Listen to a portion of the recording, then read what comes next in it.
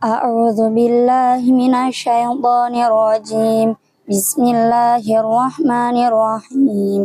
ولا تجادلوا أهل الكتاب إلا بالتي هي أحسن إلا الذين ظلموا منهم وقولوا آمنا بالذي أنزل إلينا وأنزل إليكم وإلهنا وإلهكم واحد ونحن له مسلمون وكذلك أنزلنا إليك الكتاب فالذين آتيناهم الكتاب يؤمنون به ومن هؤلاء من يؤمن به وما يجحد بآياتنا إلا الكافرون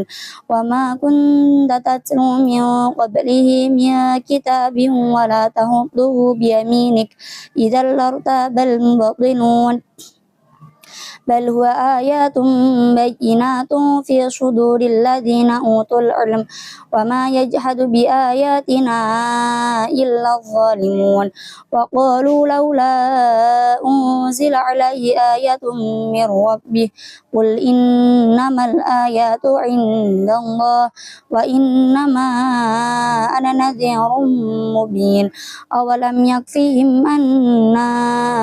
أنزلنا عليك الكتاب يتلى عليهم إن في ذلك لرحمة وذكرى لقوم يؤمنون قل كفى بالله بيني وبينكم شهيدا يعلم ما في السماوات والأرض والذين آمنوا بالباطل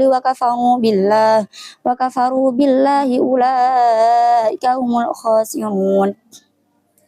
ويستعجلونك بالعذاب ولولا أجل مسمى لجاءهم العذاب وليأتينهم بغتة وهم لا يشعرون يستعجلونك بالعذاب وإن جهنم لمحيطة بالكافرين يوم يغشاهم العذاب من فوقهم ومن تحت أرجلهم ويقول ذوقوا ما كنتم تعملون يا عبادي الذين آمنوا إن أرضي واسعة فإياي فاعبدون كل نفس ذائقة الموت ثم إلينا ترجعون والذين آمنوا وعملوا الصالحات لنبوئنهم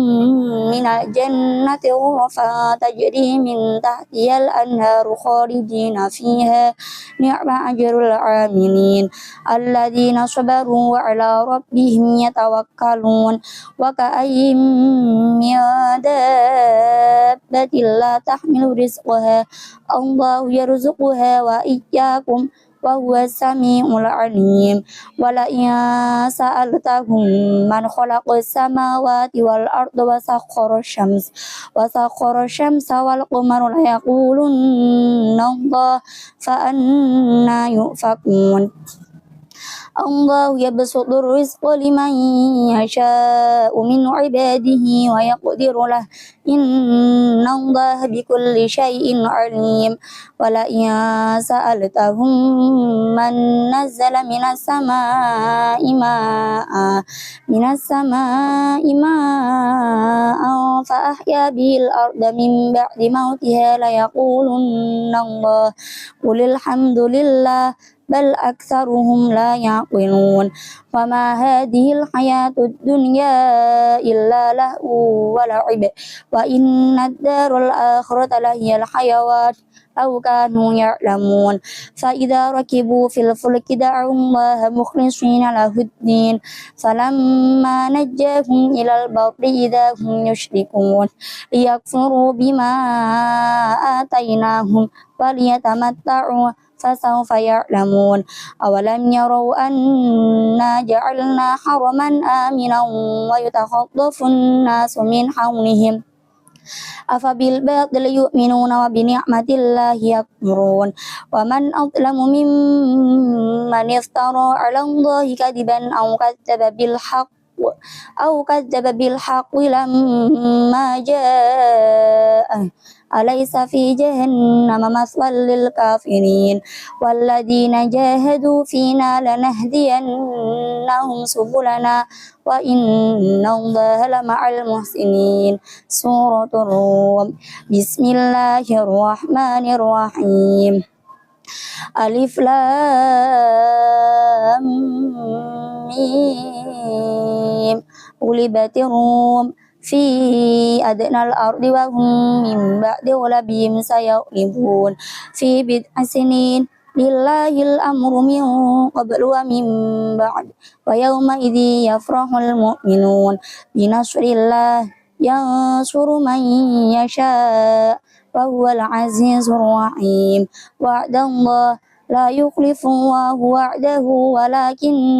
أكثر الناس لا يعلمون ظاهرا من الحياة الدنيا وهم عن الآخرة هم غافلون. أولم يتفكروا في أنفسهم ما خلق الله السماوات والأرض وما بينهما إلا بالحق وأجل مسمى وإن كثيرا من الناس بلقاء ربهم لكافرون. أولم يسيروا في الأرض فينظروا كيف كان عاقبة الذين من قبلهم كانوا أشد منهم قوة وأثاروا الأرض وعمروها أكثر مما عمروها وجاءتهم رسلهم بالبينات فما كان الله ليظلمهم ولكن كانوا أنفسهم يظلمون.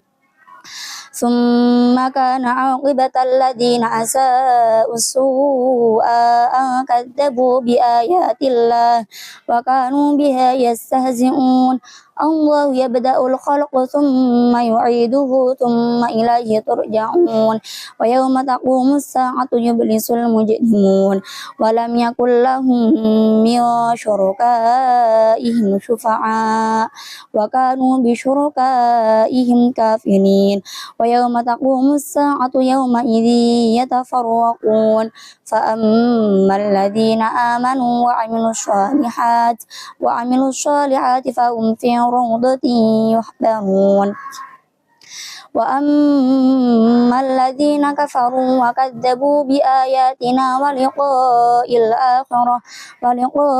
الآخرة فأولئك في العذاب محضرون. فسبحان الله حين تمسون وحين تصبحون وله الحمد في السماوات والأرض وعشيا وحين تظهرون. يخرج الحي من الميت ويخرج الميت من الحي ويحيي الأرض بعد موتها وكذلك تخرجون. ومن آياته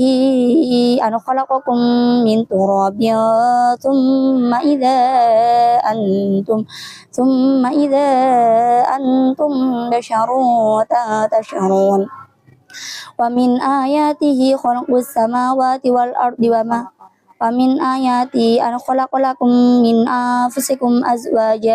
أزواجا لتسكنوا إليها وجعل بينكم مودة ورحمة إن في ذلك لآيات لقوم يتفكرون. ومن آياته خلق السماوات والأرض وما بث فيهما ومن آياته خلق السماوات والأرض واختلاف ألسنتكم وألوانكم إن في ذلك لآيات للعالمين. ومن آياته منامكم بالليل والنهار وابتغاؤكم من فضله إن في ذلك لآية لقوم يسمعون. ومن آياته يريكم البرق خوفا وطمعا وينزل من السماء ماء فيحيي به الأرض بعد موتها إن في ذلك لآيات لقوم يعقلون. ومن آياته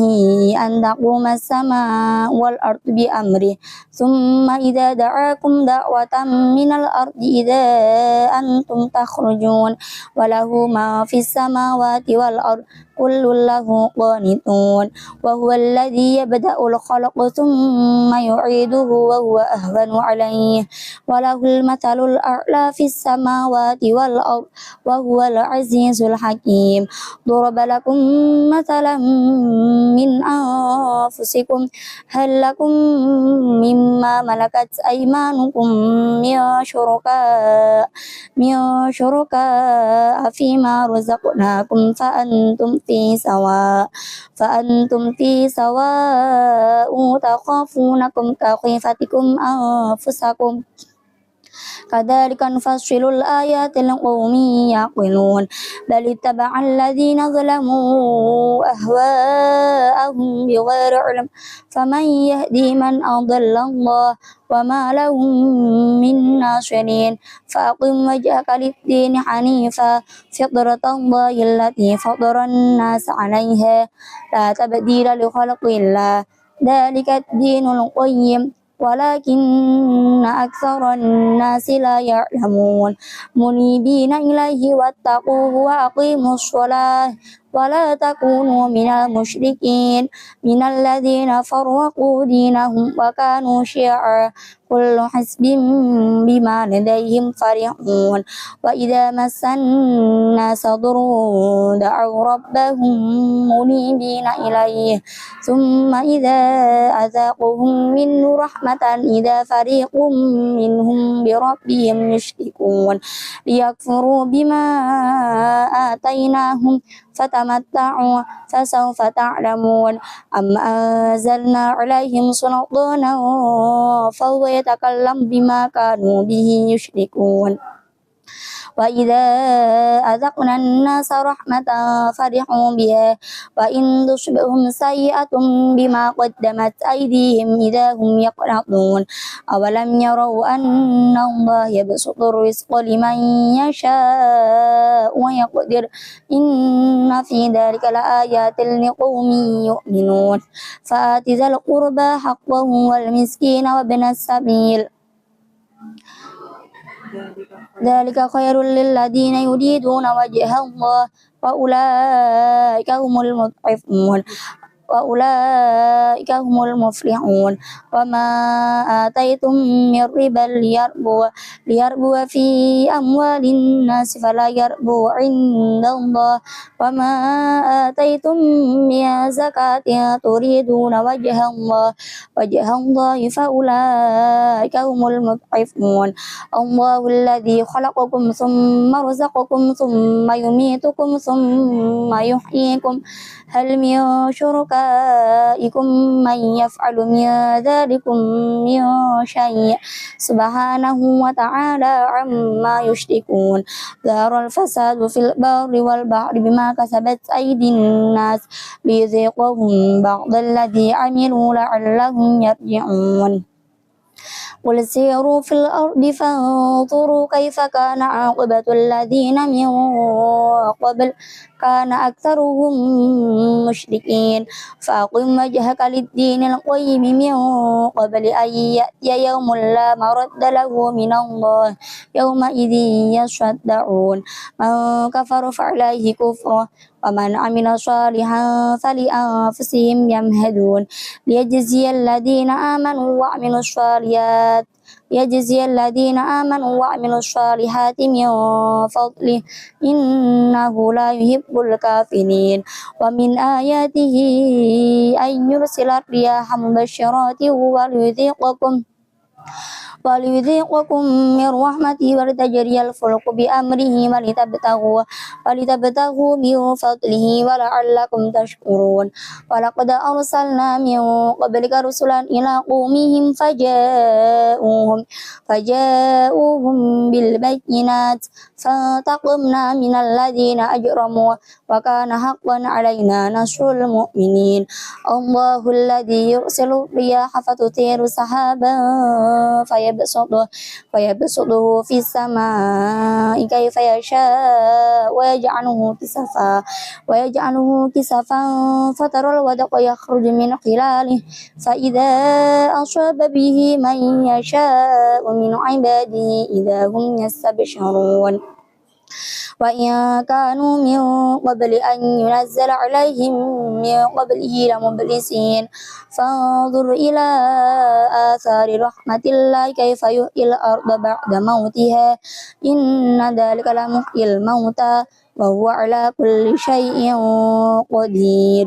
ولئن أرسلنا ريحا فرأوه مصفرا لظلوا من بعده يكفرون فإنك لا تسمع الموتى ولا تسمع الصم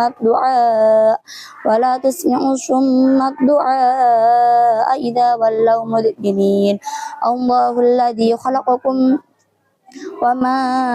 أنت بهادي العمي عن ضلالتهم إن تسمع إلا من يؤمن بآياتنا فهم مسلمون الله الذي خلقكم من ضعف ثم جعل من بعد ضعف قوة ضعفا وشيبة يخلق ما يشاء وهو العليم القدير ويوم تقوم الساعة يقسم المجرمون ما لبثوا غير ساعة كذلك كانوا يؤفكون وقال الذين أوتوا العلم والإيمان لقد لبثتم في كتاب الله إلى يوم البعث فهذا يوم البعث ولكنكم كنتم لا تعلمون فيومئذ لا ينفع الذين ظلموا معذرتهم ولا هم يستعتبون ولقد ضربنا للناس في هذا القرآن من كل مثل ولئن جئتهم بآية ليقولن الذين كفروا إن أنتم إلا مبطلون كذلك يطبع الله على قلوب الذين لا يعلمون فاصبر إن وعد الله حق ولا يستخفنك الذين لا يوقنون سورة اللقمان بسم الله الرحمن الرحيم ألف لام ميم تلك آيات الكتاب الحكيم هدى ورحمة للمحسنين الذين يقيمون الصلاة ويؤتون الزكاة وهم بالآخرة هم يوقنون أولئك على هدى من ربهم وأولئك هم المفلحون ومن الناس من يشتري لهو الحديث ليضل عن سبيل الله بغير علم ويتخذها هزوا أولئك لهم عذاب مهين وإذا تتلى عليه آياتنا ولى مستكبرا كأن لم يسمعها كأن في أذنيه وقرا فبشره بعذاب أليم إن الذين آمنوا وعملوا الصالحات لهم جنات النعيم خالدين فيها وعد الله حقا وهو العزيز الحكيم خلق السماوات بغير عمد ترونها وألقى في الأرض رواسي أن تميد بكم وبث فيها من كل دابة وأنزلنا من السماء ماء فأنبتنا فيها من كل زوج كريم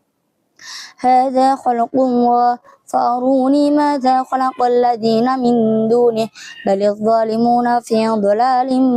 مبين ولقد آتينا لقمان الحكمة أن اشكر لله ومن يشكر فإنما يشكر لنفسه ومن كفر فإن الله غني حميد وإذ قال لقمان لابنه وهو يعظه يا بني لا تشرك بالله إن الشرك لظلم عظيم ووصينا الإنسان بوالديه حملته أمه وهنا على وهن وفصاله في عامين أن اشكر لي ولوالديك إلي المصير وإن جاهداك على أن تشرك بي ما ليس لك به علم فلا تطعهما وصاحبهما في الدنيا معروفا واتبع سبيل من أناب إلي ثم إلي مرجعكم فأنبئكم بما كنتم تعملون يا بني إنها إن تك مثقال حبة من خردل فتكون في صخرة أو في السماوات أو في الأرض يأتي بها الله إن الله لطيف خبير يا بني أقم الصلاة وأمر بالمعروف وانه عن المنكر واصبر على ما أصابك إن ذلك من عزم الأمور ولا تصعر خدك للناس ولا تمشي في الأرض مرحا إن الله لا يحب كل مختال فخور فاقصد في مشيك واغضض من صوتك إن أنكر الأصوات لصوت الحمير ألم تروا أن الله سخر لكم ما في السماوات وما في الأرض وأسبغ عليكم نعمه ظاهرة وباطنة ومن الناس من يجادل في الله بغير علم ولا هدى ولا كتاب منير وإذا قيل لهم اتبعوا ما أنزل الله قالوا بل نتبع ما وجدنا عليه آباءنا أولو كان الشيطان يدعوهم إلى عذاب السعير ومن يسلم وجهه إلى الله وهو محسن فقد استمسك بالعروة الوثقى وإلى الله عاقبة الأمور ومن كفر فلا يحزنك كفره إلينا مرجعهم فننبئهم بما عملوا إن الله عليم بذات الصدور نمتعهم قليلا ثم نضطرهم إلى عذاب غليظ ولئن سألتهم من خلق السماوات والأرض ليقولن الله قل الحمد لله بل أكثرهم لا يعلمون لله ما في السماوات وما في الأرض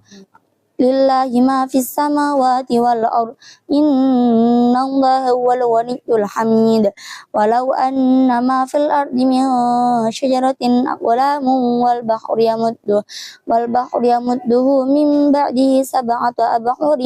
ما نفدت كلمات الله إن الله عزيز حكيم ما خلقكم ولا بعثكم إلا كنفس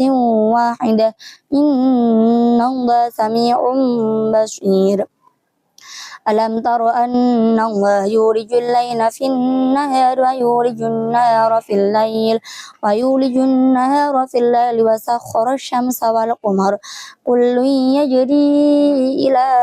أجل مسمى وأن الله بما تعملون خبير ذلك بأن الله هو الحق وأن ما يدعون من دونه هو الباطل وأن الله هو العلي الكبير ألم تر أن الفلك تجري في البحر بنعمة الله ليريكم من آياته إن في ذلك لآيات لكل صبار شكور وإذا غشيهم موج كالظلل دعوا الله مخلصين له الدين فلما نجاهم إلى البر فمنهم مقتصد وما يجحد بآياتنا إلا كل ختار كفور يا أيها الناس اتقوا ربكم واخشوا يوما لا يجزي والد عن ولده ولا مولود وجاز عن والده شيئا إن وعد الله حق فلا تغرنكم الحياة الدنيا ولا يغرنكم بالله الغرور إن الله عنده علم الساعة وينزل الغيث ويعلم ما في الأرحام وما تدري نفس ماذا تكسب غدا وما تدري نفس بأي أرض تموت إن الله عليم خبير سورة السجدة بسم الله الرحمن الرحيم Alif Lam Mim. Tanzilul kitabi la raiba fihi min rabbil alamin. Am yaquluna iftarah بل هو الحق من ربك لتنذر قوما أتاهم من نذير ما أتاهم من نذير من قبلك لعلهم يهتدون الله الذي خلق السماوات والأرض وما بينهما في 6 أيام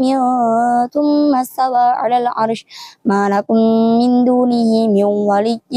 ولا شفيع أفلا تتذكرون يدبر الأمر من السماء إلى الأرض ثم يعرج إليه في يوم كان مقداره 1000 سنة مما تعدون ذلك عالم الغيب والشهادة العزيز الرحيم الذي أحسن كل شيء خلقه وبدأ خلق الإنسان من طين ثم جعل نسله من سلالة من ماء مهين ثم سواه ونفخ فيه من روحه وجعل لكم السمع والأبصار والأفئدة قليلا ما تشكرون وقالوا أإذا ضللنا في الأرض أإنا لفي خلق جديد بل هم بلقاء ربهم كافرون قل يتوفاكم ملك الموت الذي وكل بكم ثم إلى ربكم ترجعون ولو ترى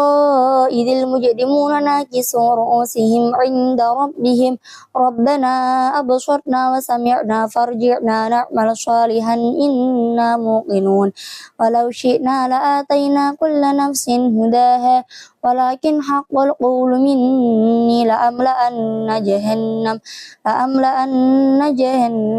من الجنة والناس أجمعين فذوقوا بما نسيتم لقاء يومكم هذا إنا نسيناكم فذوقوا عذاب الخلد بما كنتم تعملون إنما يؤمن بآياتنا الذين إذا ذكروا بها خروا سجدا وسبحوا بحمد ربهم وهم لا يستكبرون سبحان الله والحمد لله ولا إله إلا الله والله أكبر ولا حول ولا قوة إلا بالله العلي العظيم تتجافى جنوبهم عن المضاجع يدعون ربهم خوفا وطمعا ومما رزقناهم ينفقون فلا تعلم نفس ما أخفي لهم من قرة أعين جزاء بما كانوا يعملون أفمن كان مؤمنا كمن كان فاسقا لا يستوون أما الذين آمنوا وعملوا الصالحات فلهم جنات المأوى نزلا بما كانوا يعملون وأما الذين فسقوا فمأواهم النار كلما أرادوا أن يخرجوا منها أعيدوا فيها وقيل لهم ذوقوا عذاب النار الذي كنتم به تكذبون ولنذيقنهم من العذاب الأدنى دون العذاب الأكبر لعلهم يرجعون ومن أظلم ممن ذكر بآيات ربه ثم أعرض عنها إنا من المجرمين منتقمون ولقد آتينا موسى الكتاب فلا تكن في مرية من لقائه وجعلناه هدى لبني إسرائيل وجعلنا منهم أئمة يهدون بأمرنا لما صبروا وكانوا بآياتنا يوقنون إن ربك هو يفصل بينهم يوم القيامة فيما كانوا فيه يختلفون أولم يهد لهم كم أهلكنا من قبلهم من القرون يمشون في مساكنهم إن في ذلك لآيات أفلا يسمعون أولم يروا أنا نسوق الماء إلى الأرض الجرز فنخرج به زرعا تأكل منه أنعامهم وأنفسهم أفلا يبصرون ويقولون متى هذا الفتح إن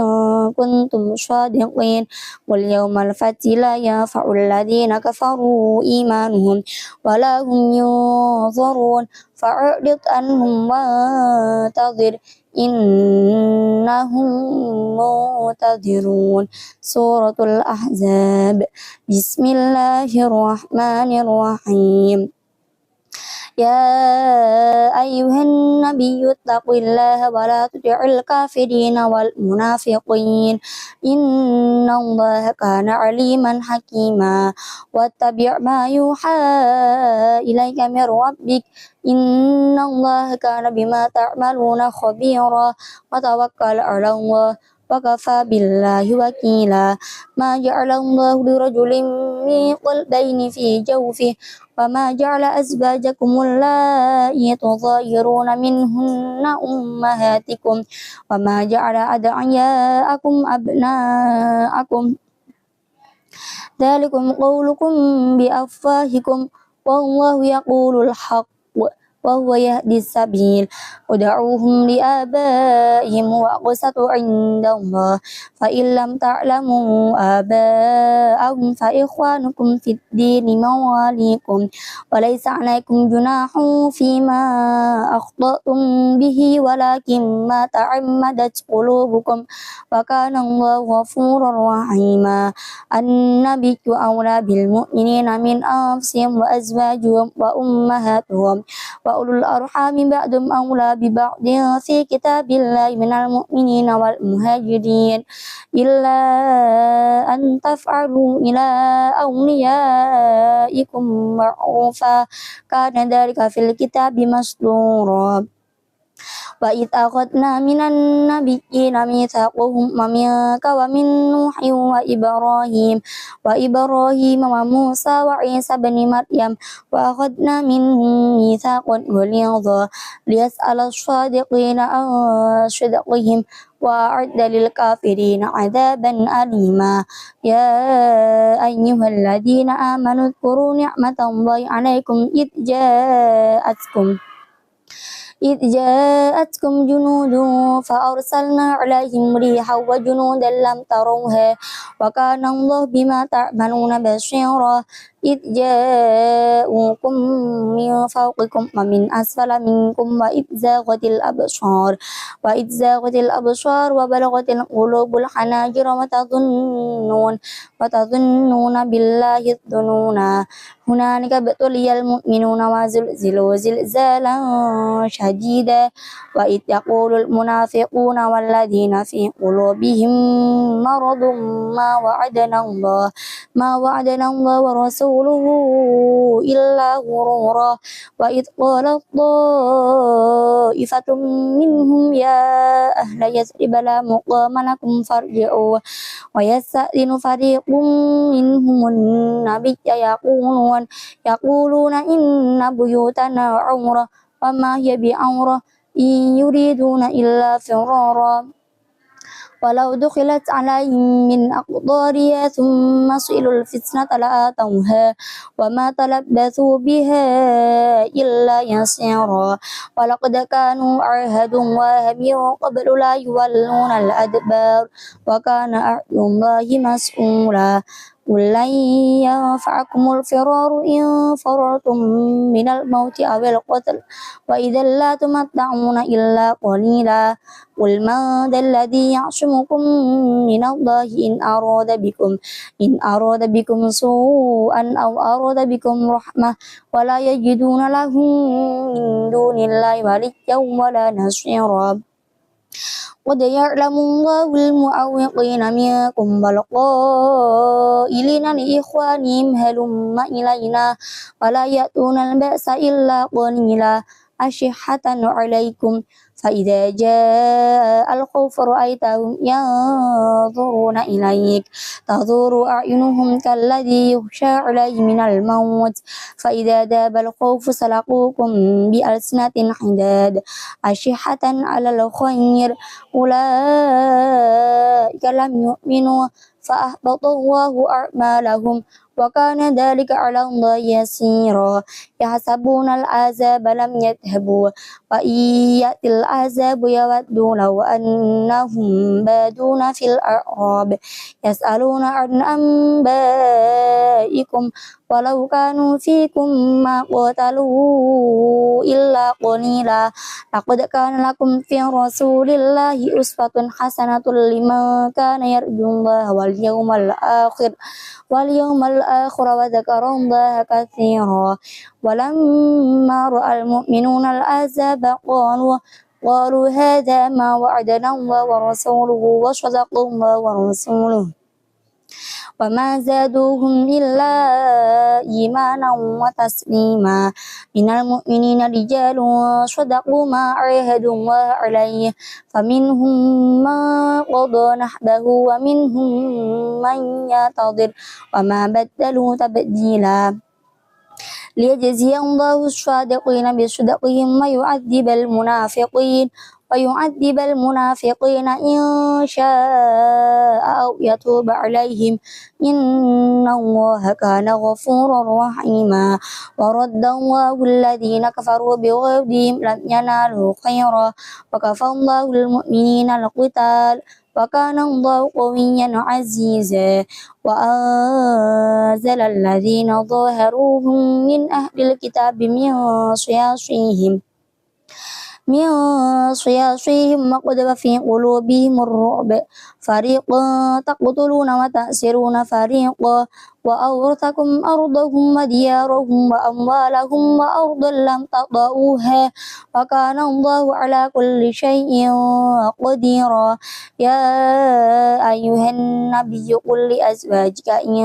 كنتن تردن الحياة الدنيا وزينتها فتعالين أمتعكن وأسرحكن سراحا جميلا يا نساء النبي من يأتي منكن بفاحشة